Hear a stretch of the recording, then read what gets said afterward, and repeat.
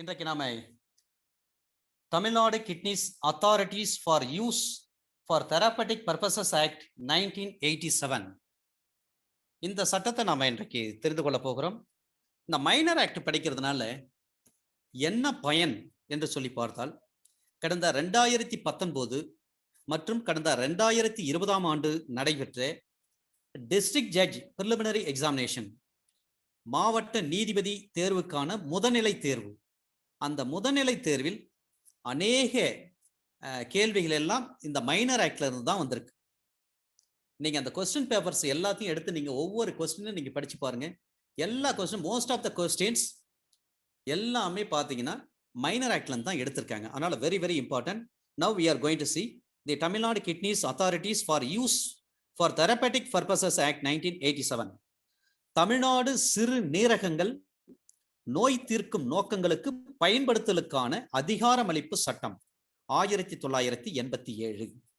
இந்த சட்டம் 21/7/1987 ஆண்டு தமிழ்நாடு மேதகு ஆளுநர் அவர்களிடம் ஒப்புதல் பெறப்பட்டு 21/7/1987 ஆண்டு மேதகு தமிழக ஆளுநர் அவர்களிடம் அசன்ட் பெறப்பட்டு 2 நாட்கள் கழித்து 23/7/1987 ஆண்டு இந்த சட்டம் நடைமுறைப்படுத்தப்பட்டு வருகிறது.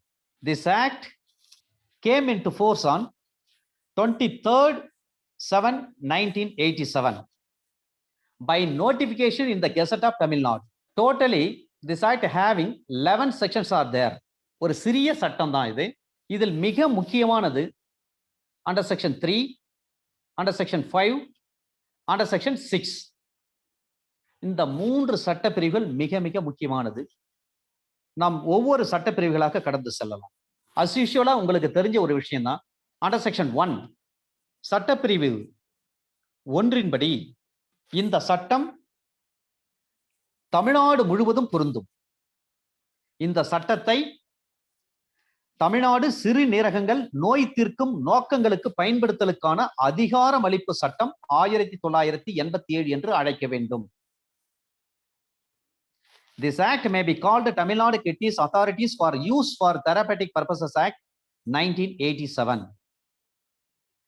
இதனுடைய எக்ஸ்டென்ட் பார்த்தீங்கன்னா it can be applicable whole of the Tamil Nadu. இதனுடைய commencement of this act அதை பொறுத்தவரை on 23rd/7/1987 with effect from 23rd/7/1987. On 21st/7/1987 the governor of the Tamil Nadu who was given his assent for this act. Under section 2 defining section இதுல 3 விஷயங்களை குறிப்பிட்டிருக்காங்க. under section 2 class A ல சொல்றாங்க, under class 2 class B, under section 2 class C.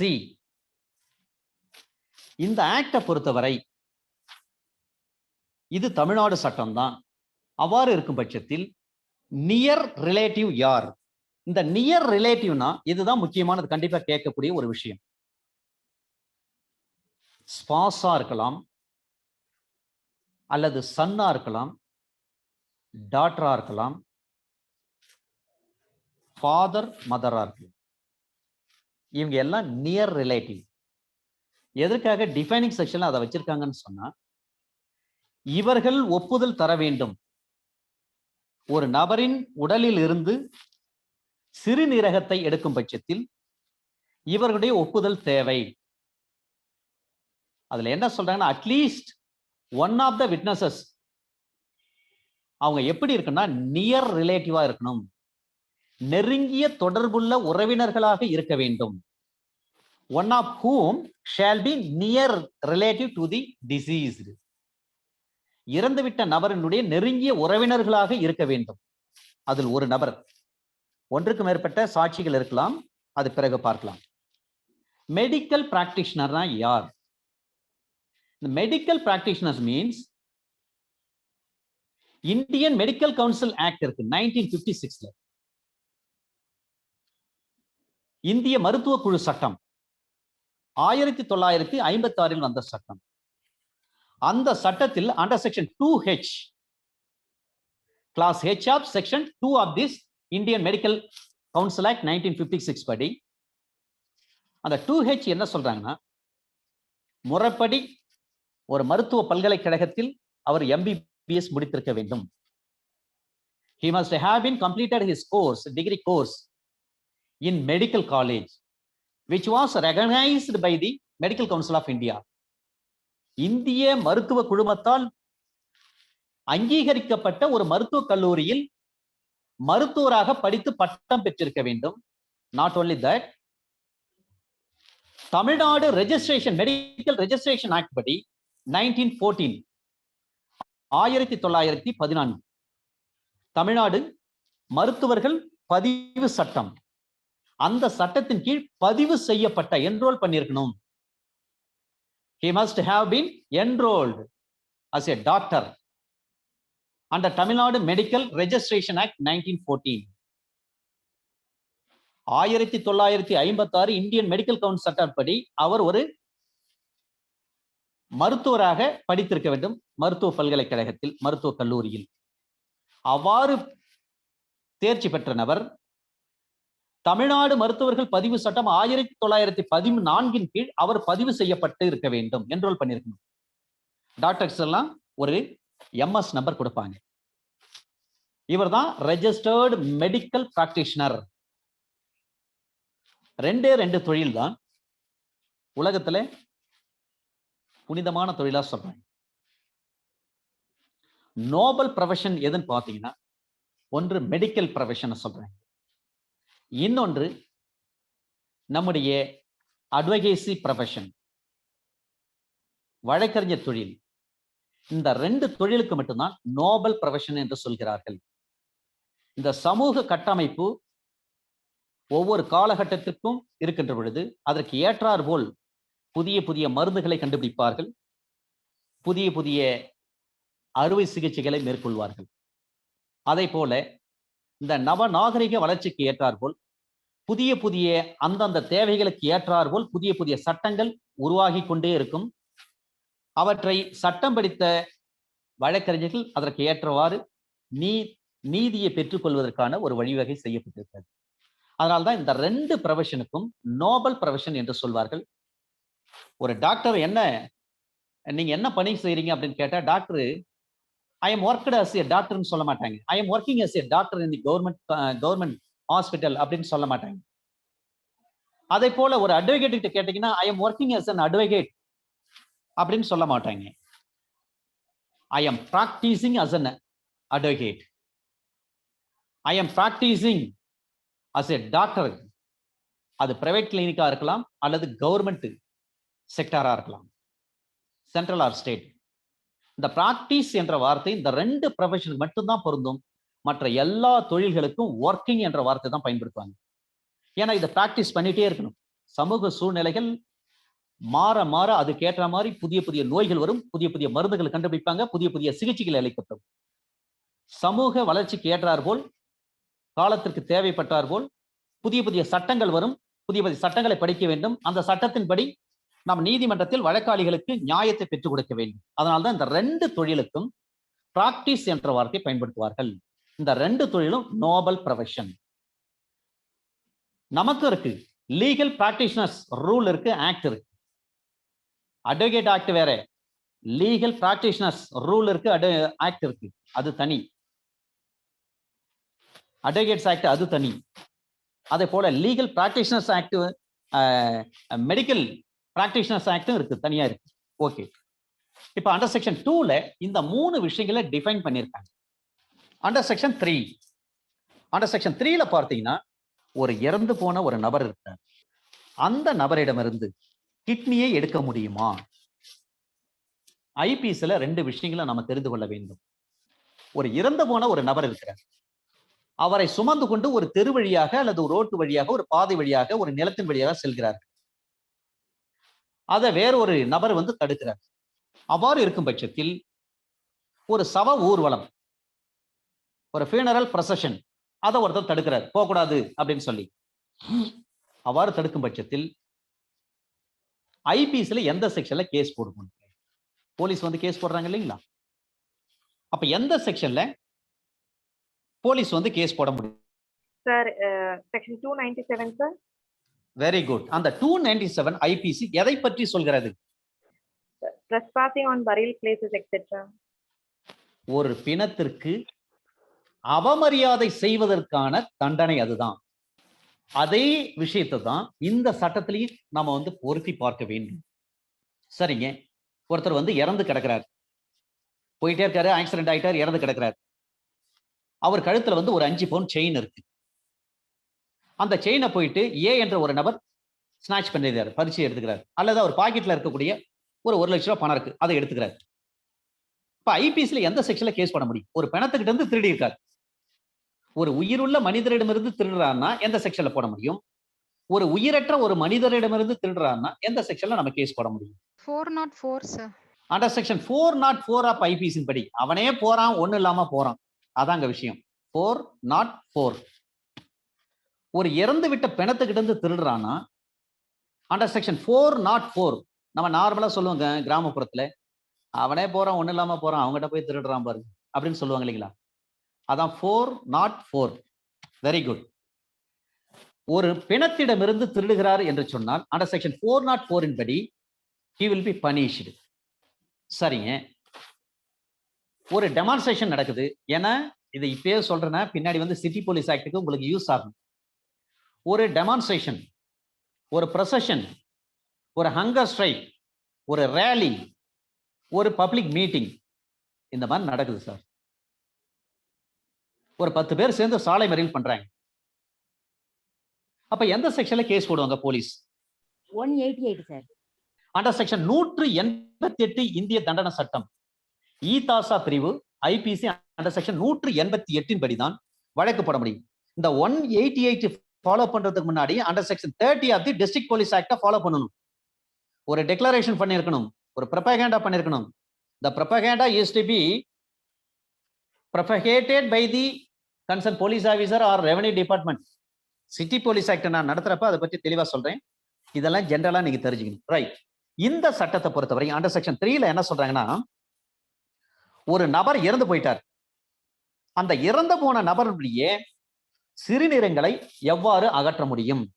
ஒரு deceased person இருக்காரு, அவர் உடம்புல இருந்து ஒரு கிட்னியை எடுக்கிறாங்க. கிட்னியை எடுக்க முடியுமா? First point. கண்டிப்பா கிட்னியை எடுக்கலாம். யாராவது 2 பேர் இருக்கு, அல்லது 2 பேருக்கு மேற்பட்ட சாட்சிகள் யாராவது இருக்கு.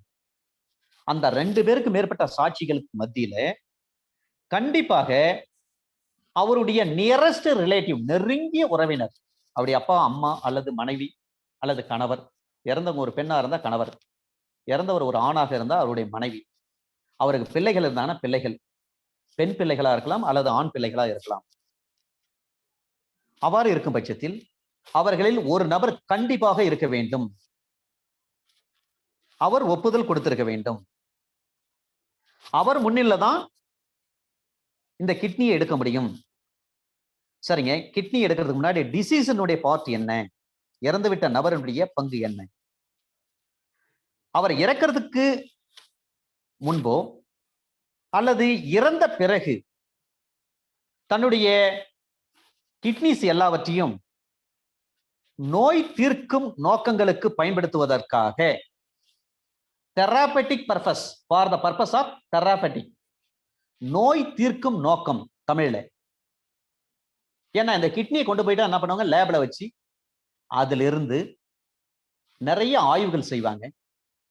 சில பேருக்கு கிட்னி ஃபங்க்ஷன் ஆகாம இருக்கும், அவங்களுக்கு கிட்னி தேவைப்படும். அப்ப கிட்னி நோயால் பாதிக்கப்பட்டவங்களுக்கு அந்த நோயை தீர்ப்பதற்காக இறந்து விட்ட ஒரு நபருடைய கிட்னி எடுத்து அங்க போய் ஃபிட் பண்ண முடியும், இம்ப்ளான்ட் பண்ண முடியும். அப்ப என்ன பர்பஸ் அதை பார்ப்பாங்க, ஃபார் த பர்பஸ் ஆஃப் தெராபெட்டிக். இப்ப தெராபெட்டிக் பர்பஸ்க்காக, நோய் தீர்க்கும் நோக்கங்களுக்காக பயன்படுத்த வேண்டும். தான் இறந்த பிறகு இதுக்கு முன்னாடி எந்த சமயத்திலும் அவர் எழுத்தின் மூலமாகவோ அல்லது வாய்மொழியாகவோ, அவர் இறக்கிறதுக்கு முன்னாடி அவர் எழுத்துப்பூர்வமா எழுதி கொடுத்திருப்பார்.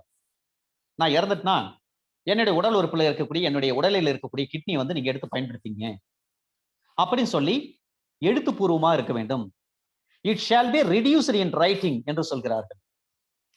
அல்லது it may be in oral, வாய்மொழியாகவும் இருக்கலாம். ஓரல் டிரான்ஸ்பர் ஆஃப் ப்ராப்பர்ட்டி ஆக்ட்ல எந்த செக்ஷன்ல சொல்றாங்க oral agreement can be enforced in the eye of law? Under section 9 of the transfer of property ஆக்ட்ல தான் சொல்றாங்க ஓரல் அக்ரிமெண்ட் இருந்தா சொல்லும்.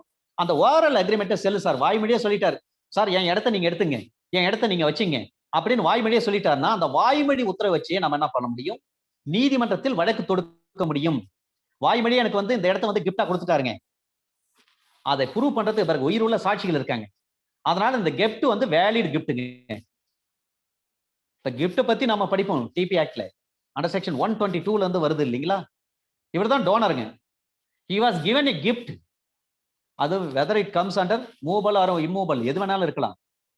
வெர்பலா இருக்குன்னு சொன்னா லார்ட்ஷிப் ராஜசூரிய ஐயா வந்து ரொம்ப அற்புதமான ஒரு தீர்ப்பு கொடுத்தாங்க செக்ஷன் 9 வச்சு.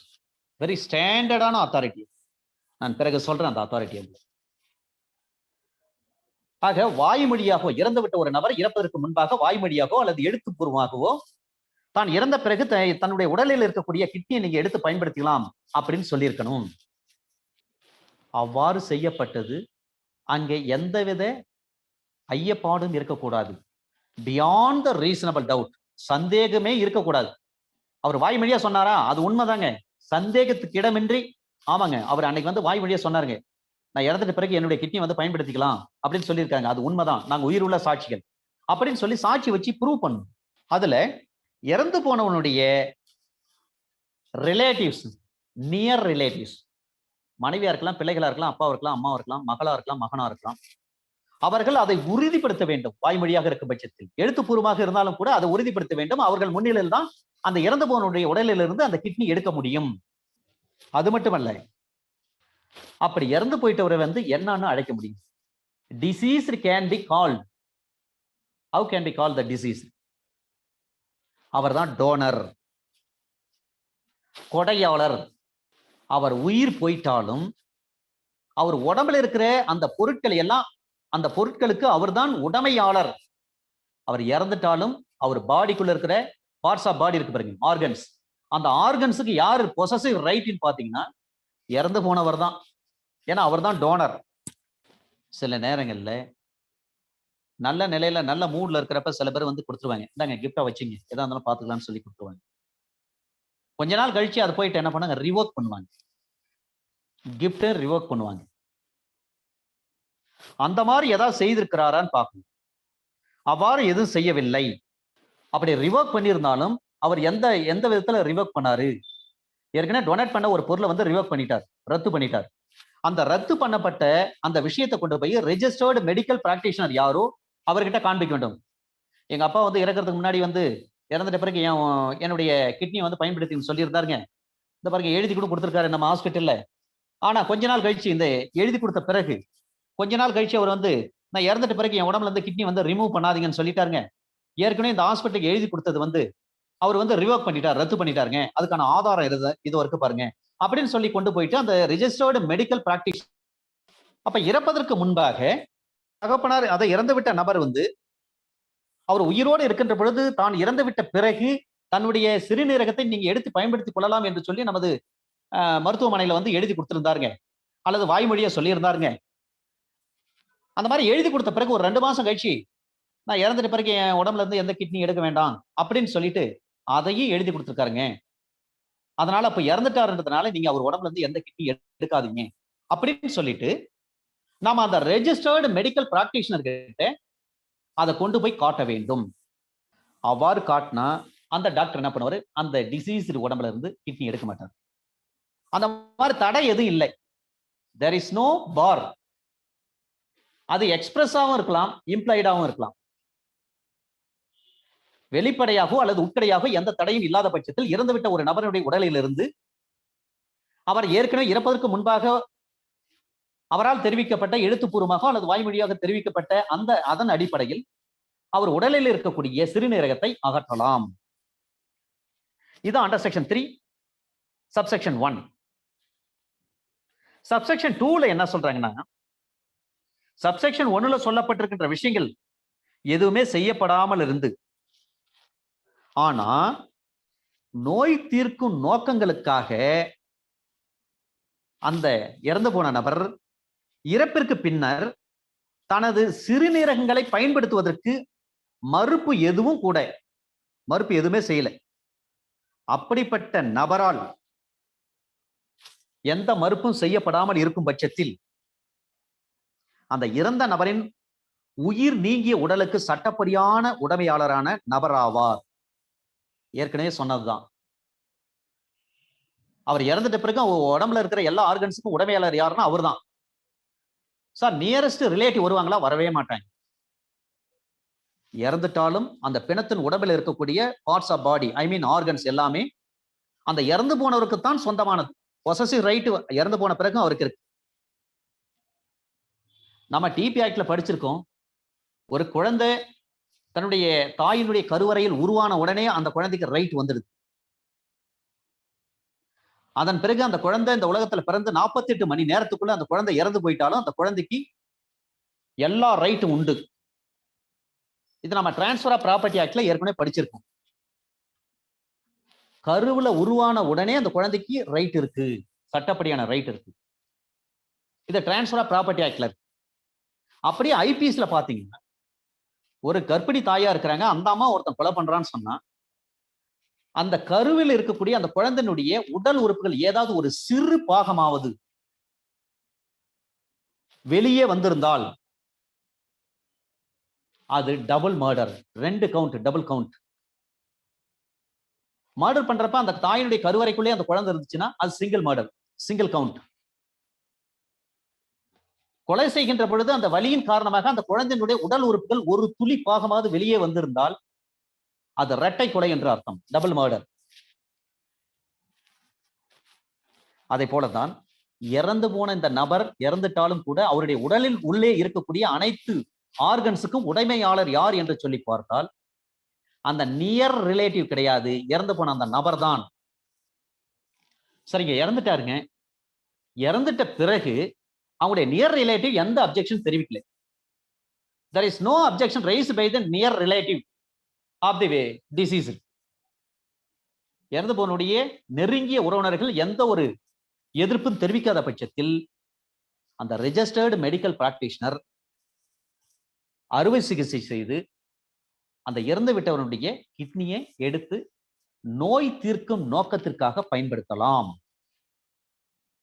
The medical officer, he has to be used for the purpose of therapeutic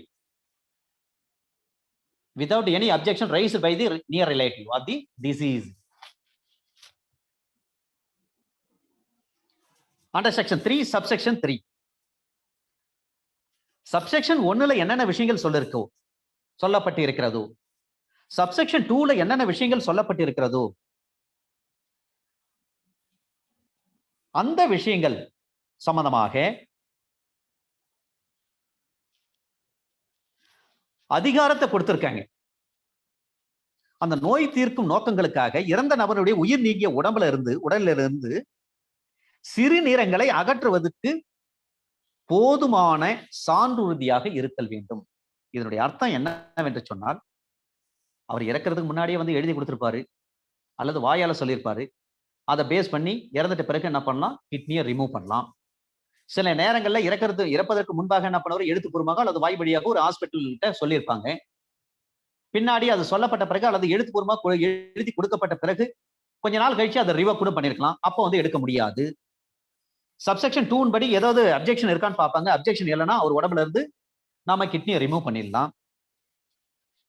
subsection 3ல என்ன சொல்றாங்கன்னா, இறந்து போயிட்ட பிறகு அங்கேயும் இந்த நோய் தீர்க்கும் நோக்கங்களுக்காக மட்டும்தான் அந்த கிட்னியை எடுத்து நம்ம செயல்படுத்தலாம்.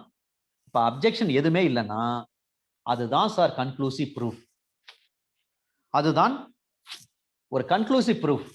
நம்ம இந்தியன் எவிடன்ஸ் ஆக்ட்ல கன்க்ளூசிவ் ப்ரூஃப் பற்றி எத்தனை சட்ட பிரிவுகளில் சொல்லப்பட்டிருக்கிறது. அண்டர் செக்ஷன் 41, 112, 113D இந்த 3 சட்ட பிரிவுகளும் இந்திய சாட்சிய சட்டத்தில் அறுதியான சான்றியல் மதிப்பு கொண்டது. இதைத்தான் கன்க்ளூசிவ் ப்ரூஃப் என்று சொல்கிறார்கள். ஏன்னா சாட்சிய சட்டத்தை எழுதிய சர் ஜேம்ஸ் ஸ்டீஃபன் ரொம்ப எக்ஸலண்டா இந்த விஷயங்களை சொல்லியிருப்பார்.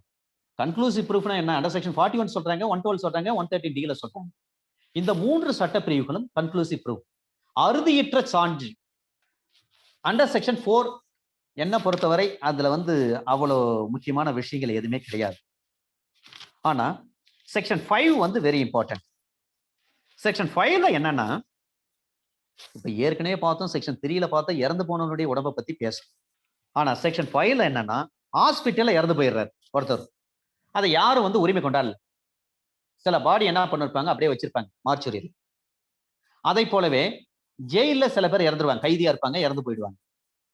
அவங்க ரிலேட்டிவ்ஸ்க்கு முறையை ஜெயில் அத்தாரிட்டி தகவல் சொல்லுவாங்க, இந்த மாதிரி இறந்துட்டார் ஜெயில அப்படின்னு சொல்லுவாங்க. கவர்மெண்ட்டுக்கும் ஜெயில் அத்தாரிட்டி தெரியப்படுத்துவாங்க.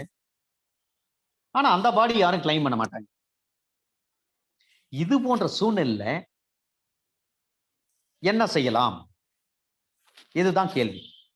செக்ஷன் 3ல இயல்பா இறந்துட்டாங்க, ஆக்சிடென்ட்லயோ எதுலயோ இறந்து போயிட்டாங்க, இயல்பா. அப்ப செக்ஷன் 3 படி சப்செக்ஷன் 1, 2, 3ல சொல்லப்பட்ட விவரங்கள் அடிப்படையில் நம்ம சிறுநீரகத்தை எடுத்து பயன்படுத்தலாம். அதே செக்ஷன் 5 படி ஒருத்தர் ஹாஸ்பிட்டல் போயிட்டு சிகிச்சை எடுத்துக்கொண்டே இருக்கிறார், சிகிச்சை பலனின்றி அவர் இறந்து போயிட்டார். அவருடைய உடலை யாருமே அவங்களுடைய நியர் ரிலேட்டிவ் யாருமே கிளைம் பண்ணல.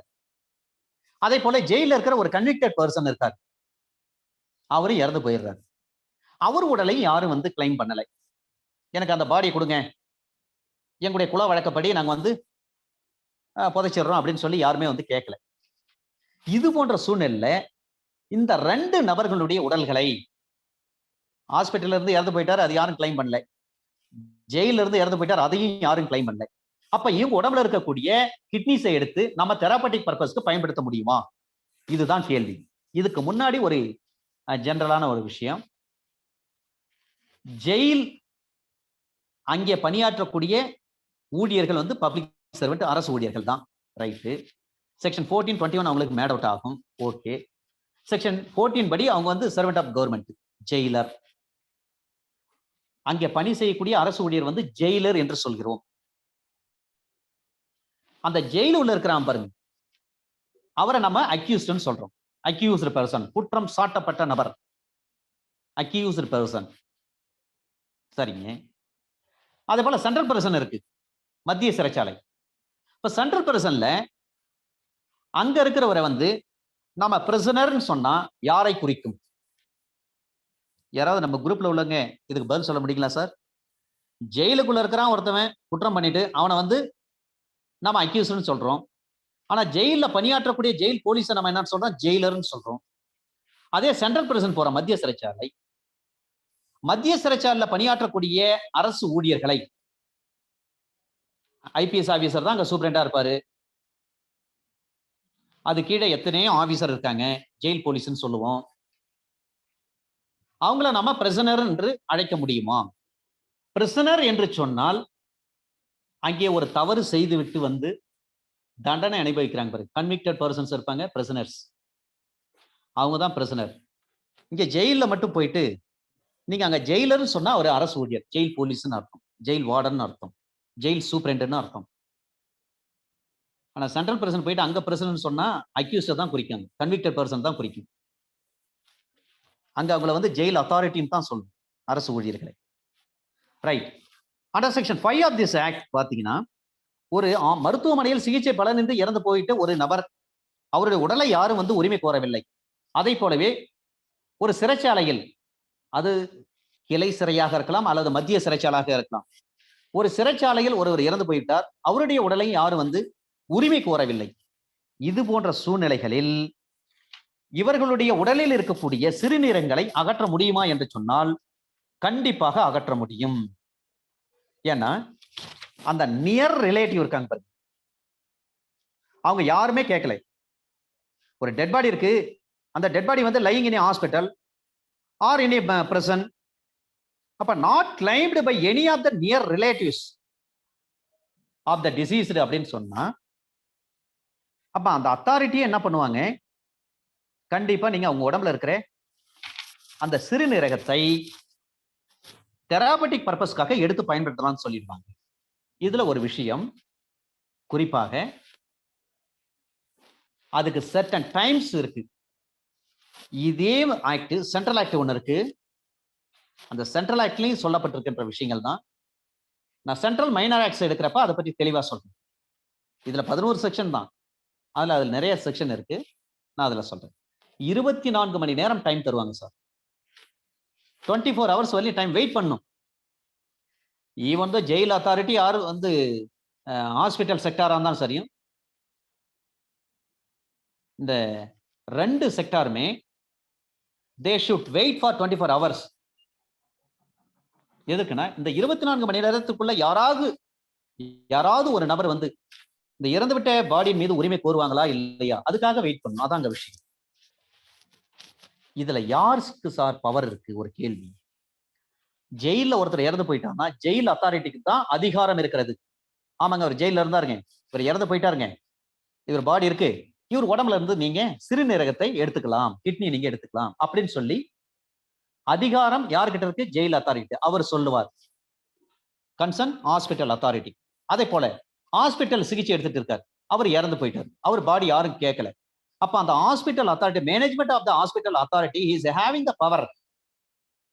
அவர் தான் அந்த இடத்துல இவர் உடம்புல இருந்து நீங்க கிட்னியை நம்ம எடுத்துக்கொள்ளலாம் சொல்லி அவர் அதிகாரம் கொடுக்கிறார். அதன் அடிப்படையில அந்த மருத்துவமனையினுடைய நிர்வாகமோ அல்லது சிறைத்துறை நிர்வாகமோ, அதில் இருக்கக்கூடிய யாராவது ஒரு பணியாளர், any one of the staff, அவங்க தான் என்ன பண்ணுவாங்க, சப்செக்ஷன் 2 படி, இந்த அண்டர் செக்ஷன் 5 சப்செக்ஷன் 2 படி அதுல என்னென்ன விஷயங்கள் சொல்லப்பட்டிருக்கோ இதுக்கான ஃபார்ம் ஒன்னு இருக்கு சார். அந்த ஃபார்ம் நம்பர் சப்செக்ஷன் 2 பிரஸ்கிரைப்டு ஃபார்ம். அந்த பிரஸ்கிரைப்டு ஃபார்ம்னா தமிழ்ல வகுத்துரைக்கப்பட்ட படிவம் என்று அர்த்தம். அந்த படிவத்தில் தான் நீங்க ஃபில்அப் பண்ணணும். நம்ம ஜுடிஷியல் மேஜிஸ்ட்ரேட் கோர்ட்ல பெயில் பாண்ட் எழுதி கொடுக்குறேன்னு சொன்னா அதுக்குன்னு ஒரு பிரஸ்கிரைப்டு ஃபார்ம் இருக்கு. ஜுடிஷியல் மேஜிஸ்ட்ரேட் கோர்ட்ல ஒரு அக்யூஸ்டுக்காக நம்ம ஆஜராகிறோம்னு சொன்னா ஒரு பிரஸ்கிரைப்டு ஃபார்ம், ஐ மீன் வக்காலத். கிரிமினல் ரூல்ஸ் ஆஃப் பிராக்டிஸ்ல சொல்லப்பட்டிருக்கிற விஷயங்கள் அங்க இருக்கு. Rule number 76, sub rule 27 clause 6 படி நீங்க வக்காலத் ஃபைல் பண்ணணும். ஒருத்தர் சிறைச்சாலைக்குள்ள இருக்கிறாருன்னு சொன்னா அவருக்கு நீங்க பெயில் போடுறீங்கன்னு சொன்னா மெமோ ஆஃப் அப்பியரன்ஸ் போடணும். வெளியில இருக்கிறாரு அக்யூஸ்டு, அப்ப அவருக்கு நீங்க ஆஜராகிறீங்கன்னு சொன்னா வக்காலத் தான் போடணும். Criminal side vakalat, civil side vakalat கிடையாது, கிரிமினல் சைடு வக்காலத். இது கிரிமினல் ரூல்ஸ் ஆஃப் பிராக்டிஸ் 2019 வந்த விஷயங்கள், ரைட். அதே போல சப்செக்ஷன் 2 படி ஒரு பிரஸ்கிரைப்டு ஃபார்ம்ல தான் ஃபில்அப் பண்ணி கொடுத்து கையெழுத்து போட்டு அவங்க கொடுப்பாங்க. அதன் பிறகுதான் அந்த இறந்து விட்ட நபர் ஹாஸ்பிட்டல்ல சிகிச்சை பலனின்றி இறந்து போயிட்டாரு, அவருடைய உடலை யாரும் உரிமை கோரவில்லை, அப்படிப்பட்ட உடலிலிருந்து சிறுநீரகத்தை எடுக்க முடியும். அதை போலவே ஒரு சிறைச்சாலையில் இருக்கக்கூடிய ஒரு கைதி இறந்து விட்டார், அவருடைய உடலை யாரும் உரிமை கோரவில்லை, உரிமை கோராத பட்சத்தில் பிரஸ்கிரைப்டு ஃபார்ம் சப்செக்ஷன் 2 படி ஜெயில் அத்தாரிட்டி எழுதி என்ன பண்றாங்க, கவர்மெண்ட் ஹாஸ்பிட்டல்ல கொடுத்தாங்கன்னா அங்க இருக்கக்கூடிய அரசு மருத்துவர்கள் அந்த கிட்னி, அந்த டிசீஸ்டு பாடியில இருந்து அந்த கிட்னி கேன் பி ரிமூவ்டு, அதை அகற்றி விடுவார்கள். அண்டர் செக்ஷன் 5 சப்செக்ஷன் 2ல என்ன சொல்றாங்கன்னா, குறிப்பிட்ட கால அளவு முடிவடைந்ததற்கு பின்னர், அதுக்கு ஒரு சர்டன் பீரியட்ஸ் இருக்கு, டிட்டர்மைன் பண்ணி வச்சிருக்காங்க. 48 ஹவர்ஸ்னா 48 ஹவர்ஸ்க்குள்ள முடிச்சிட்ட பிறகு என்ன பண்ணணும், உடனே எவ்வளவு சீக்கிரம் முடியுமோ அவ்வளவு சீக்கிரத்துக்குள்ள அதெல்லாம் அந்த வேலையெல்லாம் பார்த்தோம். இல்லைங்க, எதுவுமே செய்யல. அப்ப லேப்ஸ் ஆஃப் டைம் ஆகி போச்சு. ஜெயில் அத்தாரிட்டி ஏங்க ஜெயில இருந்தார் இறந்து போயிட்டாரு, யாருமே அவர் பாடி கேட்கல, அவர் உடம்புல இருந்து கிட்னி எடுத்துங்க அப்படின்னு சொல்ல முடியுமா? அல்லது ஹாஸ்பிட்டல் அத்தாரிட்டி, எங்க ஹாஸ்பிட்டல் தான் அவர் சிகிச்சையில் இருந்தாருங்க, அவர் இறந்து போயிட்டார், அவர் பாடி யாரும் கிளைம் பண்ணல, அதனால அவர் உடம்புல இருந்து கிட்னி எடுத்துன்னு சொல்ல முடியுமா? அப்ப அந்த 2 அத்தாரிட்டிக்கும் கொஞ்சம் டைமை கொடுத்துருக்குறாங்க. அந்த டைம் வரலையும் அவங்க வெயிட் பண்ணணும். வெயிட் பண்ணப்பட்ட பிறகு அனுமதி கொடுத்தா எடுத்துக்கலாம். அதுக்காக நீண்ட நேரத்தை அவங்க எடுத்துக்க முடியாது. 24 ஹவர்ஸ்னா 48 ஹவர்ஸ்னா 48 ஹவர்ஸ் தான். அந்த 48 ஹவர்ஸ்க்கு மேல நிறைய டைம் எடுத்துக்கிட்டாங்கன்னா அதன் பிறகு அவங்க இந்த பாடியில இருந்து நீங்க கிட்னி எடுத்துக்கலாம் அப்படின்னு சொன்னா அது செல்லாது, சட்டப்படி செல்லாது. அண்டர் செக்ஷன் 5 சப்செக்ஷன் 3 இப்படி அதிகாரம் வழங்குவதற்கு அதிகாரம் அளிக்கப்பட்டுள்ள நபர் யார்? இறந்து போனவனுடைய நெருங்கிய உறவினர் யாரார் இருந்தார்னா அவர் குறிப்பிட்ட நேரத்திற்குள்ளாக இறந்து போனவனுடைய உடம்புல இருந்து உயிர் போயிடுச்சு. அந்த உயிர் நீங்கிய உடலை கோர அத்தகைய நெருங்கிய உறவினர் முன் வரவில்லை என்றாலும் கூட நியர் ரிலேட்டிவ்ஸ் யாருமே வந்து பாடி வந்து கிளைம் பண்ண வரல. அப்படி இருக்கும் பட்சத்துல அந்த பாடியை கண்டிப்பா யாராவது கேட்கறதுக்கு வாய்ப்பு இருக்கு. அதனால நம்ம வந்து இதை அப்படியே வந்து வச்சிட்டு இருக்கணும். அதற்கான நியாயமான காரணம் இருக்கும் பட்சத்தில் சப்செக்ஷன் 1 படி அண்டர் செக்ஷன் 5 சப்செக்ஷன் 1 படி ஜெயில் அத்தாரிட்டியோ அல்லது ஹாஸ்பிட்டல் மேனேஜ்மெண்ட் அத்தாரிட்டியோ அந்த பாடியிலிருந்து கிட்னி எடுக்கக்கூடாது. கிட்னி எடுத்துக்கலாம் அப்படின்னு சொல்லி அனுமதி வழங்கக்கூடாது. அதையும் மீறி அனுமதி வழங்கிட்டாங்கன்னா ஜெயில் அத்தாரிட்டியா இருக்கலாம் அல்லது ஹாஸ்பிட்டல் அத்தாரிட்டியா இருக்கலாம், 2 அத்தாரிட்டி மீதும் வழக்கு பதிவு செய்யப்படும். அண்டர் செக்ஷன் 5ல என்ன சொல்றாங்கன்னா, ஒருத்தர் ஹாஸ்பிட்டல்ல இருக்காரு, நோய்வாய்ப்பட்டு இருக்கிறாரு, சிகிச்சை பலனின்றி இறந்து போயிட்டாரு. அவர் உடம்பை யாரும் கேட்கல. அப்ப ஹாஸ்பிட்டல் என்ன பண்ணலாம்? மேனேஜ்மெண்ட் அவர் உடம்பை கொடுத்து கவர்மெண்ட் ஒப்படைச்சு சார் இவங்க கிட்ட கிட்னி எடுத்துக்கலாம்னு சொல்லலாம். அதே போலவே ஜெயில இருக்காரு, ஜெயில ஒரு கன்விக்டட் அக்யூஸ்டு.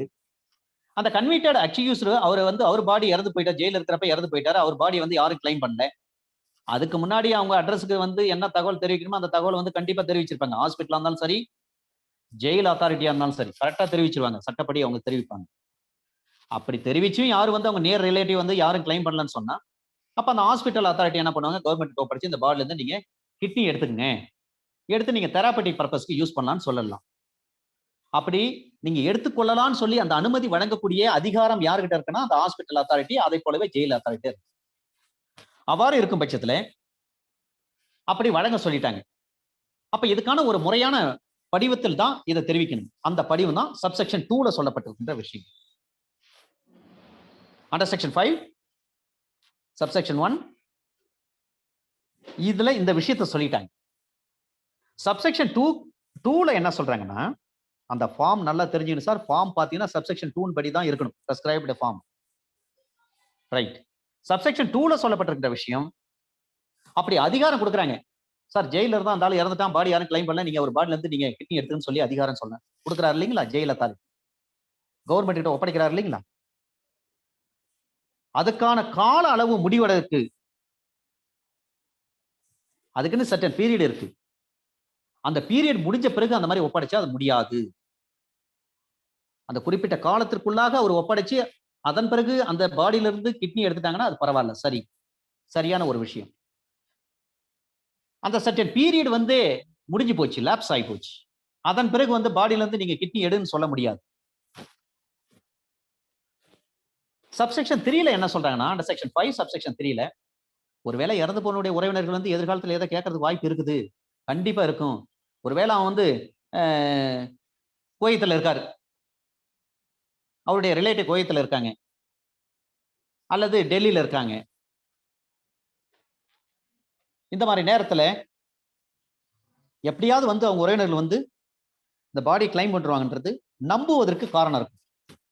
அவங்க தகவல் போன்ல சொல்லிருப்பேன், சார் நான் வர்றது 2 நாளாவும் 3 நாளாவும் நான் வந்துடுறேன், நான் வந்து பாடி வாங்கிக்கிறேன் அப்படின்னு சொல்லிட்டாருன்னா அப்போ ஒரு நம்பிக்கை ஏற்படுது பாருங்க. ஹேஸ் ரீசன் டு பிலீவ், நம்புவதற்கு நியாயமான காரணம் இருக்கும் பட்சத்தில். சரிங்க, இந்த ஹேஸ் ரீசன் டு பிலீவ் என்ற வார்த்தை எந்த சட்டத்தில் எந்த செக்ஷன்ல சொல்லப்பட்டது? யாராவது நம்ம குரூப்ல உள்ளவங்க சொல்லுங்க சார். ஏன்னா நீதிமன்ற தீர்ப்புகள், நீதிமன்றத்தை பொறுத்தவரை, சட்டத்தை பொறுத்தவரை ரீசன் டு பிலீவ் என்ற வார்த்தை சொல்லப்பட்டிருக்கு அடிக்கடி. ரம்யா மேடம் சொல்லுங்க madam. 26 IPC sir. Excellent madam. Under section 26 of IPC படி ரீசன் டு பிலீவ் என்ற வார்த்தை அங்க சொல்லப்பட்டிருக்கிறது. இந்திய தண்டனை சட்டம் பிரிவு 26 மறக்கக்கூடாது நீங்க. அதுதான் சொல்றாங்க அண்டர் செக்ஷன் 5 சப்செக்ஷன் 3 படி அந்த இறந்து விட்ட பாடி அந்த நபருக்கான நெருங்கிய உறவினர்கள் அந்த பாடியை வந்து கண்டிப்பா வந்து பெற்றுக்கொள்வார்கள் என்று நம்புவதற்கு நியாயமான காரணம் இருக்கும் பட்சத்தில் அந்த பாடியிலிருந்து நீங்க கிட்னியை ரிமூவ் பண்ணவே அனுமதிக்க கூடாது, அதிகாரத்தையும் வழங்கக்கூடாது. இதுதான் under section 5 sir. Under section 6 section 6 படி நம்ம இந்த மெடிக்கல் லீகல் பர்பஸ் இருக்கு. நீங்க எம்சிஓபி யாராவது பாக்குறீங்கன்னு சொன்னா அந்த எம்சிஓபி விஷயத்துல போலீஸ் ஆஃபீஸர் சொல்லுவார், அடிப்பட்ட உடனே ஹாஸ்பிட்டல் போன உடனே என்ன சொல்லுவாங்கன்னா டாக்டர்ஸ், அதை நீங்க பாருங்க, ஏஆர் காப்பி பார்க்கணும். AR report. ஏஆர் காப்பினா ஆக்சிடென்ட் ரிப்போர்ட். அந்த ஆக்சிடென்ட் ரிப்போர்ட் என்று சொல்லக்கூடிய ஏஆர் காப்பியில டாக்டர் என்ன எழுதுவாங்கன்னா எம்எல்சின்னு எழுதுவாங்க. எம்எல்சி அப்படின்னா மெடிக்கோ லீகல் கேஸ் என்று அர்த்தம். இது என்ன கேஸுங்க? எம்எல்சிங்க. இது என்ன கேஸுங்க? அசால்ட் கேஸுங்க. இது என்ன கேஸுங்க? பாய்சன் கேஸுங்க. டாக்டர் சொல்லுவாங்க அட்மிஷன்ல. இப்ப எம்எல்சினா என்ன? Medical legal case. அது போன்ற சூழ்நிலையில இந்த சட்டத்தின்படி செக்ஷன் 6 சொல்லப்பட்டிருக்காங்க, மருத்துவம் சார்ந்த சட்டத்தின் அடிப்படையில அல்லது நோய் அறிகுறி இருக்கும், தெராபெட்டிக் பர்பஸ், நோய் தீர்க்கும் நோக்கங்களுக்கு நீங்க அந்த பாடியை பயன்படுத்த முடியுமா? இது ஒரு கேள்வி. அண்டர் செக்ஷன் 6 சொல்றாங்க, மருத்துவம் சார்ந்த சட்டத்திற்கு நீங்க பயன்படுத்தலாம், மெடிக்கல் லீகலுக்கு நீங்க பயன்படுத்தலாம் அந்த பாடியை, அல்லது தெராபெட்டிக் பர்பஸ்க்காக பயன்படுத்தலாம், நோய் தீர்க்கும் காரணங்களுக்காக நீங்க பயன்படுத்தலாம். ஒருத்தனுடைய உடம்புல இருந்து உயிர் நீங்கி போச்சு, அப்பனா இறந்துட்டார். அப்படிப்பட்ட நபர்களுடைய இறப்பு எப்படி இருக்குன்னா, ஹிதேந்திரன் தான் உங்களுக்கு ஞாபகம். அந்த ஒரு சின்ன குழந்தை விபத்துல அவருடைய பிரெயின் ஸ்டெம் பாதிக்கப்பட்டது, அதனால பிரெயின் டெத் ஆயிடுச்சு. மூளைச்சாவு அடைந்த பிறகு அவர் உடம்புல இருந்த அந்த ஹிதேந்திரன் என்ற அந்த சிறிய குழந்தை, அவர் உடம்புல இருந்த ஒவ்வொரு உறுப்புகளையும் அவருடைய பெற்றோர்கள் என்ன பண்ணாங்க, என் பிள்ளையினுடைய உறுப்புகளை நான் தானமாக கொடுப்பேங்க, யார் யார் யாருக்கு தேவை எடுத்து பயன்படுத்துங்கன்னு சொன்னாங்க. எவ்வளவு பெரிய பெருந்தன்மை. அதன் பிறகு பத்திரிகையாளர்கள் சந்திக்கிறப்ப சொன்னாங்க, என் பிள்ளை இன்னும் உயிரோடு தான் வாழ்கிறான், மற்றவர்களுடைய உடலில் உயிரோடு வாழ்கிறான் என் மகன் அப்படின்னு சொன்னாங்க. அந்த மாதிரி பெருந்தன்மை வேணும் சார். அதனால்தான் சொல்லுவாங்க, நீங்க ஐ பேங்க்ல போய் பதிவு பண்ணுங்க, இறந்துட்டாலும் உங்க கண்கள் இன்னொருத்தருக்கு, பார்வை இல்லாத ஒரு நபருக்கு பயன்படும். இந்த உலகத்தை உங்க கண்கள் பார்த்து கொண்டே இருக்குன்னு சொல்லுவாங்க. ஒரு ஜெனரல் கொஸ்டின் சார், ஒரு பாடி, ஒருத்தர் நபர் இறந்துட்டார், அவர் உடம்புல இருந்து ஒரு கண்ணை எடுக்கிறாங்க, கண்ணை எடுத்து இன்னொருத்தருக்கு ஃபிட் பண்றாங்க. கண்ணுனா முழு கண்ணை எடுக்க மாட்டாங்க சார், கண்ணினுடைய எந்த பகுதியை எடுப்பாங்க, எத்தனை மணி நேரத்துக்குள்ளாக எடுக்க வேண்டும்? ஜெனரலா யாராவது சொல்லுங்க சார். ஏன்னா இதே கொஸ்டின் லாஸ்ட் டிஜே 2020 அதுல ஒரு கேள்வி கேட்டு இருந்தாங்க. மனிதனுடைய கண்கள் நீல நிறமாகவும் பச்சை நிறமாகவும் பழுப்பு நிறமாகவும் இருப்பதற்கு என்ன காரணம் அப்படின்னு ஒரு கேள்வி கேட்டிருந்தாங்க. இது லாஸ்ட் டிஜேல ஒரு கேள்வி கேட்டிருந்தாங்க. கண்ணினுடைய நிறமிகள் பழுப்பு நிறமாகவும் நீல நிறமாகவும் பச்சை நிறமாகவும் இருப்பதற்கு காரணம் என்ன? அந்த பிக்மெண்ட் எப்படி அப்படின்னு கேள்வி கேட்டிருந்தாங்க. அதுக்கு ஐரிஸ். ரெட்டினா கிடையாது, ஐரிஸ். சரி, இப்ப இறந்து போன ஒரு பாடியில இருந்து ஒரு கண்ணு எடுத்து வைக்கிறாங்க. கண்ணினுடைய எந்த பகுதி எடுத்து இன்னொருத்தர் பொருத்துவாங்க? ஒருத்தர் இறந்துட்டாரு, அவர் கண்ணை எடுத்து இன்னொருத்தர் பொருத்தணும். முழு கண்ணு எடுத்து பொருத்த மாட்டாங்க. கண்ணினுடைய எந்த பகுதியை மட்டும் எடுத்து இன்னொரு நபருக்கு பொருத்த முடியும். அது மட்டுமல்ல, எத்தனை மணி நேரத்திற்குள்ளாக அந்த ஆபரேஷன் பண்ணணும்? ஒரு பாடி இறந்துட்டாங்கன்னா அந்த பாடியில இருந்து எவ்வளவு நேரத்துல அந்த கண்ணு எடுத்து இன்னொருத்தருக்கு பொருத்த முடியும்? இதுதான் கேள்வி.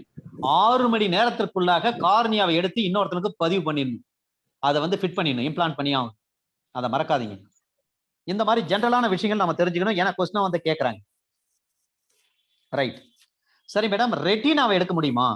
அப்ப ரெட்டினா எதுக்கு பயன்படுது? கண்ணினுடைய ரெட்டினா அண்டர் செக்ஷன் 6 கிளாஸ் ஏல சொல்றாங்க, ஒரு நபர் விபத்தினால் இறந்து விட்டாலோ அல்லது இயற்கைக்கு மாறான காரணத்தினால் இறந்து விட்டாலோ மருத்துவம் சார்ந்த சட்ட நோக்கங்களுக்காக அவருடைய உடம்புல இருந்து கிட்னி எடுத்து பயன்படுத்தலாம். அண்டர் செக்ஷன் 174 சிஆர்பிசி எதை பற்றி பேசுகிறது? சந்தேகத்துக்கு இடமான முறையில் ஒருவர் இறந்து விட்டால், சஸ்பீசியஸ் மேனர் ஆஃப் டெத் அங்கே இருக்கும் பட்சத்தில் அண்டர் செக்ஷன் 174 சிஆர்பிசின் படி வழக்கு பதிவு செய்வார்கள். சரிங்க, சஸ்பீசியஸ் மேனர் ஆஃப் டெத் ஏற்பட்டு போச்சு. ஒரு ஜுடிஷியல் மேஜிஸ்ட்ரேட் எந்த செக்ஷன் படி இன்க்யூஸ்ட் பண்ண முடியும், அவர் விசாரணை செய்ய முடியும்? 176 சார். 176 படி ஒரு ஜுடிஷியல் மேஜிஸ்ட்ரேட் நேரடியாக வந்து விசாரணை செய்ய முடியும். Very good. அதே போல அண்டர் செக்ஷன் 6ல சொல்றாங்க, ஒரு நபர் வந்து ஒரு ஆக்சிடென்ட் மூலமாக இறந்துட்டார்னா அவர் உடம்புல இருக்கக்கூடிய கிட்னியை எடுத்து தெராபெட்டிக் பர்பஸ்க்காக, அந்த தெராபெட்டிக் பர்பஸ் எதுக்குன்னா சட்டம் சார்ந்த மெடிக்கல் லீகல் படி ஆக்சிடென்ட் இறந்துட்டார்னா அவருடைய கிட்னியை நீங்க எடுத்து பயன்படுத்தலாம். அல்லது ஒருத்தர் சந்தேகத்துக்கு இடமான முறையில் இறந்து விட்டார். இந்த சந்தேகத்துக்கு இடமான முறைன்னு சொன்னவனே எத்தனை வருஷம் சார் ஞாபகம் வரணும்? நம்ம குரூப்ல உள்ளவங்க சொல்லுங்க. எவிடன்ஸ் ஆக்ட்ல எந்த செக்ஷன்ல சொல்றாங்க? ஐபிஎஸ்ல எந்த செக்ஷன்ல சொல்றாங்க? திருமணம் நடந்து முடிந்து 7 வருடத்திற்குள்ளாக ஒரு பெண் இறக்கும் பட்சத்தில், சந்தேகத்துக்கு இடமான முறையில் இறக்கும் பட்சத்தில் இந்த செக்ஷன் மேட் அவுட் ஆகும். அப்ப பிரசம்ஷன் எதுல வரும்? எந்தெந்த ஆக்ட்ல இந்த விஷயங்கள் சொல்லப்பட்டிருக்கிறது யாராவது சொல்ல முடியுங்களா? ஐபிஎஸ்ல எங்க சொல்றாங்க? சிஆர்பிஎஸ்ல எங்க சொல்லியிருக்காங்க? டவுரி ப்ராகிபிஷன் ஆக்ட்ல எங்க சொல்லியிருக்காங்க? இந்தியன் எவிடன்ஸ் ஆக்ட்ல எங்க சொல்லப்பட்டிருக்கு? நீங்க 113B பாக்குறீங்கன்னா எது சம்பந்தமா பாக்குறீங்க? பிரசம்ஷன். அப்படியே ஒரு கான்வர்சேஷன் பண்ணுங்க மேடம். சார் பேசுங்க சார், நம்ம குரூப்ல உள்ளவங்க. சந்தேகத்துக்கிரமான முறையில வந்து ஒருத்தங்க இறந்துட்டாங்க. அப்ப பிரசம்ஷன் வந்து இந்தியன் எவிடன்ஸ் ஆக்ட்ல எந்த செக்ஷன் எடுக்கிறாங்க? திருமணமாகி 7 வருடத்திற்குள்ளாக ஒரு பெண் இறந்து விட்டால் பிரசம்ஷன் என்ன? மேவா, ஷேலா, மேண்டட்டரியா, டைரக்டரியா? அப்ப இந்தியன் எவிடன்ஸ் ஆக்ட்ல எங்க சொல்றாங்க? இப்போ 113B நீங்க பிரசம்ஷன் எடுக்கிறீங்க. டவுரி ப்ராகிபிஷன் ஆக்ட்ல எந்த செக்ஷன்ல சொல்லிருக்கு? டவுரி ப்ராகிபிஷன் ஆக்ட்ல எந்த சட்ட பிரிவில் 7 ஆண்டுகளுக்குள்ளாக திருமணமான ஒரு பெண் 7 ஆண்டுகளுக்குள்ளாக இறந்து விட்டால் அது சஸ்பீசியஸ் மேனர் ஆஃப் டெத்தில் தான் வரும் அப்படின்னு சொல்லி எந்த சட்டப்பிரிவில் சொல்லப்பட்டிருக்கிறது? அண்டர் செக்ஷன் 6 கிளாஸ் B ல என்ன சொல்றாங்கன்னா, தெராபெட்டிக் பர்பஸ்க்காக ஒரு நபர் விபத்தில் இறந்து விட்டால் அவருடைய கிட்னி எடுத்து பயன்படுத்தலாம். ஒரு நபர் சந்தேகத்துக்கு இடமான முறையில் இறந்து விட்டால் அவருடைய கிட்னி எடுத்து பயன்படுத்தலாம். அந்த உடம்புல இருந்து உயிர் நீங்கிய பிறகு அப்ப அந்த சிறுநீரகங்களை அகற்றுவதற்கு அதிகாரம் யாருக்கு இருக்கிறது? நம்ம டிஃபைனிங் செக்ஷன்ல பார்த்தோம், நியர் ரிலேட்டிவ்ஸ் இருந்தாங்கன்னா கண்டிப்பா அவங்க அதிகாரம் கொடுக்கலாம். இந்த நோக்கத்திற்காக தான், நோய் தீர்ப்பதற்கான நோக்கத்திற்காக தான் இந்த கிட்னி வந்து பயன்படுத்துங்க அப்படின்னு சொல்லிட்டு நீங்க என்ன பண்ணலாம்? இத போஸ்ட்மார்ட்டத்துக்கு அனுப்பலாம். அண்டர் செக்ஷன் 6 கிளாஸ் B ல என்ன சொல்றாங்கன்னா, ஒருத்தனுடைய உடம்புல இருந்து உயிர் நீங்கிட்ட பிறகு அந்த பாடியில இருந்து கிட்னி எடுத்து நீங்க வந்து பயன்படுத்திங்க அப்படின்னு சொல்லி அதிகாரம் அளிக்கிறார். அதிகாரம் அளிக்கிறவர் யாரா இருக்கும் பட்சத்தில் யாரா இருக்க முடியும்? அந்த இறந்து விட்டவனுடைய நியர் ரிலேட்டிவா இருக்கணும். அப்படி கிட்னி எடுத்து எதுக்காக பயன்படுத்த முடியும்? சட்டம் சார்ந்த நோய் தீர்க்கும் காரணங்களுக்காக, நோய் தீர்க்கும் காரணிக்காக நீங்க பயன்படுத்திக்கலாம். தெராபெட்டிக் பர்பஸ்க்காக யூ கேன் பி யூஸ்டு அப்படின்னு சொல்றாங்க. சில நேரங்கள்ல இல்ல பரவாயில்லைங்க, இந்த தெராபெட்டிக் பர்பஸ்க்கு வந்து எங்களுக்கு கிட்னி தேவையில்லைன்னு சொல்லிட்டாங்க. அந்த மாதிரி நேரத்துல வந்து கிட்னி நீக்க வேண்டிய அவசியம், அதை ரிமூவ் பண்ண வேண்டிய அவசியம் கிடையாது. அவர் உடம்புல இருந்து எடுக்க வேண்டிய அவசியம் கிடையாது. இல்லைங்க, அவர் இறந்துட்டாலும், ஆக்சிடென்ட்ல இறந்துட்டாலும் பரவாயில்ல, அல்லது அவர் சந்தேகத்துக்கு இடமான முறையில் இறந்திருந்தாலும் பரவாயில்ல, நீங்க அவர் உடம்புல இருந்து கிட்னி எடுக்காதீங்கன்னு ஏதாவது அப்ஜெக்ஷன் ரைஸ் பண்ணாங்கன்னா அப்பவும் அவர் உடம்புல இருந்து இறந்து போனவனுடைய உடலில் இருந்து கிட்னி வந்து நம்ம ரிமூவ். சில நேரங்கள்ல இவர் வந்து டொனேட் பண்ணிருப்பாரு. அந்த டொனேட் பண்ண பிறகு அவர் ரிவோக்கும் பண்ணிருக்கலாம். யாரு? அந்த டிசீஸ் இறந்தவர். எனக்கு ஏதாவது ஒன்னாச்சுன்னா பரவாயில்லைங்க, உடம்புல இருந்து நீங்க கிட்னி எடுத்து பயன்படுத்திங்க அப்படின்னு சொல்லிட்டு அவர் ஏற்கனவே டொனேட் பண்ணிருப்பார். கொஞ்ச நாள் கழிச்சு போயிட்டு என்ன பண்ணிருப்பார்? அவர் ரிவோக் பண்ணிட்டு இருப்பார். அந்த மாதிரி விஷயங்கள் ஏதாவது இருந்துச்சுன்னா அப்பவும் அவர் உடம்புல இருந்து நீங்க வந்து எந்த கிட்னி எடுத்து இந்த மெடிக்கல் லீகல் தெராபெட்டிக் பர்பஸ்க்காக நீங்க பயன்படுத்த கூடாது. இதுதான் சார் அண்டர் செக்ஷன் 6. இதுல ஒரு விஷயம், நீங்க இந்த 3 சட்டப்பிரிவும் மறக்காததுக்கு ஒரு விஷயம். செக்ஷன் 3ல என்ன சொல்றாங்கன்னா, இயல்பா இறந்து போயிட்டாருன்னா,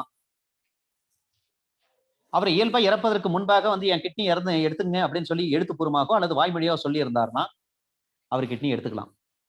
அதுல ஏதாவது அப்ஜெக்ஷன் இருந்ததுன்னா அந்த அப்ஜெக்ஷன் வந்து பிறகு அந்த அப்ஜெக்ஷன் அடிப்படையில் எடுக்க கூடாது. சொல்லப்பட்டிருக்கவர் பின்னாடி உயிரோடு இருக்கப்ப என்ன பண்ண கேன்சல் பண்ணிட்டாருன்னா, ரிவோக் பண்ணிட்டாருன்னா அவர் கிட்னி எடுக்க வேண்டிய அவசியம் கிடையாது. ரைட். அவ்வாறு இருக்கும் பட்சத்தில் அவருடைய இறந்து போனவருடைய நெருங்கிய உறவினர் கண்டிப்பாக ஒரு சாட்சி இருக்க வேண்டும். ஒன்றுக்கு மேற்பட்ட சாட்சிகள் இருக்கலாம்.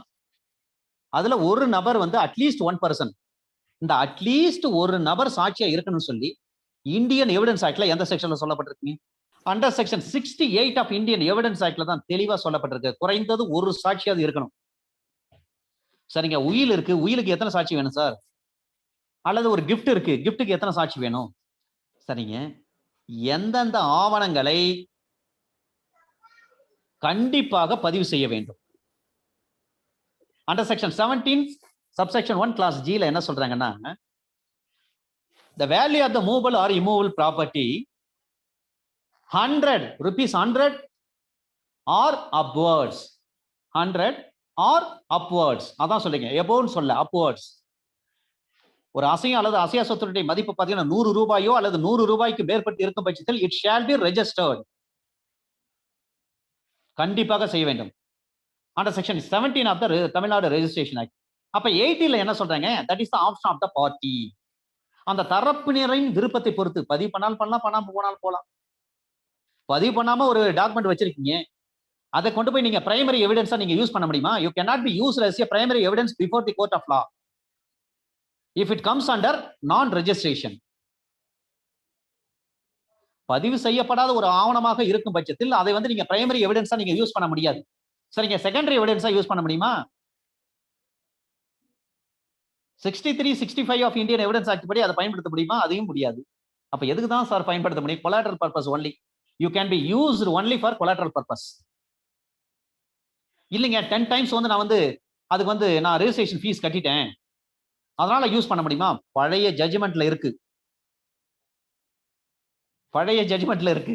ஆனா இப்ப லேட்டஸ்ட் ஜட்ஜ்மெண்ட்ல கிடையாது. ரைட், நான் அதன் பிறகு சிவில் சப்ஜெக்ட் எடுக்கிறப்ப அதை பற்றி நான் உங்களுக்கு நிறைய ஜட்ஜ்மெண்ட் சொல்றேன். Okay, thank you. ஆனா நீங்க செக்ஷன் 47, 48, 49 மறக்கக்கூடாது. Tamil Nadu registration act doctrine of relation back சொல்லப்பட்ட ஒரு சட்டப்பிரிவு எதுன்னு யாரோ சொல்ல முடியல? தமிழ்நாடு பதிவு சட்டத்துல ஒரு டாக்ட்ரின் பயன்படுது, ஒரே ஒரு சட்டப்பிரிவு, டாக்ட்ரின் ஆஃப் ரிலேஷன் பேக். அது எந்த செக்ஷன் யாரோ சொல்ல முடியல? தமிழ்நாடு ரெஜிஸ்ட்ரேஷன் ஆக்ட்ல நாம் ஒரு சட்டத்தை படிக்கின்ற பொழுது சில முக்கியமான அதர் சட்டங்கள்ல இருக்கக்கூடிய சில முக்கியமான விஷயங்களும் கூடுதலா தெரிந்து கொள்வது நமக்கு மிகவும் பயனாக இருக்கும். நமக்கு தெரியாட்டால் பரவாயில்ல, ஹிண்ட்ஸ் எடுத்து வச்சுங்க. உங்களுக்கு ஃப்ரீ டைம் கிடைக்கிறப்ப நம்ம சொல்ற விஷயங்கள் புதுசா இந்த விஷயத்துல இந்த சட்டத்துல இந்த செக்ஷன் சொல்லியிருக்காரு, அது எது சம்மந்தமா இருக்குன்னு உங்களுக்கு டைம் கிடைச்சா எடுத்து புரட்டி படிச்சு பாருங்க. அப்படியே மனசுல இம்ப்ரெஸ் ஆயிடும், மனசுல பதிஞ்சிடும். அதுக்காக தான் சொல்றேன். டாக்ட்ரின் ஆஃப் ரிலேஷன் பேக்னு ஒரு டாக்ட்ரின் பயன்படுத்து தமிழ்நாடு ரெஜிஸ்ட்ரேஷன் ஆக்ட்ல. அது எந்த செக்ஷன்? அண்டர் செக்ஷன் 3 என்ன சொல்றாங்கன்னா, இயற்கையாக இறந்துட்டாருன்னா அவர் உடம்புல இருந்து ஒரு கிட்னியை வந்து தெராபெட்டிக் பர்பஸ்க்காக எடுத்துக்கலாம். செக்ஷன் 5ல என்ன சொல்றாங்கன்னா, ஹாஸ்பிட்டல்ல சிகிச்சை பெறாரு, அப்ப இறந்துட்டாரு, அவர் பாடி யாரும் கிளைம் பண்ணல, அப்ப அவர் உடம்புல இருந்து நீங்க கிட்னி எடுத்து தெராபெட்டிக் பர்பஸ்க்கு யூஸ் பண்ணீங்க. ஜெயில இருக்கிறாரு ஒரு கன்விக்டட் பர்சன், ஒரு தண்டனை குற்றவாளி ஜெயில இருக்கும் பட்சத்தில் அவர் இறந்து போயிட்டாரு, அவர் உடம்புல இருந்து கிட்னி எடுத்து தெராபெட்டிக் பர்பஸ்க்கு யூஸ் பண்ணிக்கலாம். அங்க அப்ஜெக்ஷன் இருந்தா யூஸ் பண்ணக்கூடாது. அல்லது அவங்க ரிலேட்டிவ் எல்லாம் வந்து வாங்கி நான் வந்து பாடி வந்து பெற்றுக்கொள்கிறேன் அப்படின்னு சொன்னாங்கன்னா அதுக்கு நம்புவதற்கான காரணம் இருக்கும் பட்சத்தில், if there is any reason to believe to get the body அப்படின்னு சொல்லிட்டாங்கன்னா அப்ப நம்ம நிறுத்தி வச்சுக்கலாம். இதான் செக்ஷன் 5ல சொல்றாங்க. செக்ஷன் 3ல இயற்கையா இறந்துட்டாங்கன்னா, செக்ஷன் 5ல என்ன சொல்றாங்கன்னா, ஹாஸ்பிட்டல்ல இருந்து இறந்துட்டாங்க அல்லது ஜெயில இருந்து இறந்துட்டாங்கன்னா அவங்க கிட்னி எடுத்து பயன்படுத்தலாம். அப்ஜெக்ஷன் இருக்குதான்னு பார்ப்பாங்க, அப்ஜெக்ஷன் எல்லாம் பயன்படுத்தலாம். செக்ஷன் 6ல என்ன சொல்றாங்கன்னா, ஒரு விபத்தின் மூலம் ஒருத்தர் இறந்துட்டார், ஒரு மூளைச்சாவு அடைஞ்சு போச்சுன்னு வச்சுங்க, இல்ல இறந்தே போயிட்டார், அல்லது இயற்கைக்கு முரணான வகையில் ஒருத்தர் இறந்துட்டார், சஸ்பீசியஸ் மேனர் ஆஃப் டெத் 174ல இறந்துட்டாங்க, 174 சிஆர்பிசி போட்டாங்க, அப்ப அவங்க உடம்புல இருக்கக்கூடிய கிட்னி எடுத்து பயன்படுத்தலாம். இதுல செக்ஷன் 5ல ஒரு விஷயம் என்னன்னா, சரிங்க எங்க ஜெயில இருக்கிறப்ப அந்த ஜெயில் கைதி இறந்துட்டாருன்னு சொல்லி அவர் உடம்புல இருக்கிற கிட்னி எடுத்து நீங்க யூஸ் பண்ணீங்கன்னு அந்த விஷயத்த சொல்லக்கூடிய இடத்துல யார் இருக்காருன்னா ஜெயில் அத்தாரிட்டி. அந்த ஜெயில் அத்தாரிட்டி தான் என்ன பண்ணுவாங்க, முறையா கவர்மெண்ட் டாக்டர் கிட்ட என்ன சொல்லுவாங்க, சார் ஜெயில இருந்தார் இந்த கைதி இறந்துட்டாரு, அவர் பாடி யாரும் கிளைம் பண்ணல, நீங்க அவர் உடம்புல இருந்து கிட்னி எடுத்து தெராபெட்டிக் பர்பஸ் யூஸ் பண்றதுனா யூஸ் பண்ணீங்க அப்படின்னு சொல்லி ஜெயில் அத்தாரிட்டி அந்த அனுமதியை கொடுக்கலாம். அதே போல ஹாஸ்பிட்டல் அத்தாரிட்டி, எங்க ஹாஸ்பிட்டல் தான் சிகிச்சை பெற்று வந்தாரு, சிகிச்சை பலனின்றி இறந்து போயிட்டாரு, இவர் பாடி யாரும் கிளைம் பண்ணல, நாங்களும் ஒரு நாள் 2 நாள் வரையும் வச்சு பார்த்துட்டோம், யாரும் வர மாதிரி தெரியல, நீங்க ஒரு உடம்புல இருந்து அந்த கிட்னி எடுத்து யூஸ் பண்ணீங்க அப்படின்னு சொல்லி எந்த ஹாஸ்பிட்டல்ல அவரு சிகிச்சை பெற்று வந்தாரோ, இறந்து போன நபர், டிசீஸ் பார்ட்டி, அந்த டிசீஸ் பர்சன் எந்த ஹாஸ்பிட்டல்ல சிகிச்சை பெற்று கொண்டு வந்தாரோ அந்த ஹாஸ்பிட்டல் நிர்வாகம் கவர்மெண்ட் கிட்ட இந்த விஷயத்த சொல்லி ஒப்படைச்சிடலாம் பாடியை. செக்ஷன் 6ல என்ன சொல்றாங்கன்னா, ஒரு விபத்து மூலம் இறந்து போயிட்டாருன்னா அவர் உடம்புல இருந்து கிட்னி எடுத்து நீங்க பயன்படுத்திக்கலாம். அல்லது 174 ஆகி போச்சு, சந்தேகத்துக்கு இடமான முறையில் மரணம் ஏற்பட்டு போச்சு, அந்த நபர் என்ன பண்ணலாம், அவங்க உடம்புல இருந்து கிட்னி எடுத்து நீங்க பயன்படுத்திக்கலாம். இதுல செக்ஷன் 5ல தான் வந்து hospital authority and jail authority வருவாங்க. Hospital management and jail authority வராங்க. இவங்க சொல்லுவாங்க நீங்க அவங்க உடம்புல இருந்து எடுத்து நீங்க பயன்படுத்திங்க அப்படின்னு சொல்லலாம். ஆனா செக்ஷன் 3லயும் செக்ஷன் 6லயும் பார்த்தீங்கன்னா இறந்து போனவனுடைய ரிலேட்டிவ்ஸ் கண்டிப்பா இருக்கணும். இதாங்க விஷயம். ஒரு சின்ன டிஃபரன்ஸ் தான், நம்ம அதை டிஃபரன்ஷியேட் பண்ணி பார்க்க வேண்டும். செக்ஷன் 7ல என்ன சொல்றாங்கன்னா, போஸ்ட்மார்டம் பண்றாங்க, பாட்டி இறந்து போயிடுச்சு, ஒருத்தவர் இறந்து போயிட்டாரு, அப்ப போஸ்ட்மார்ட்டம் பண்ணி ஆகணும். அப்ப போஸ்ட்மார்ட்டம் யார் பண்ணுவாங்க?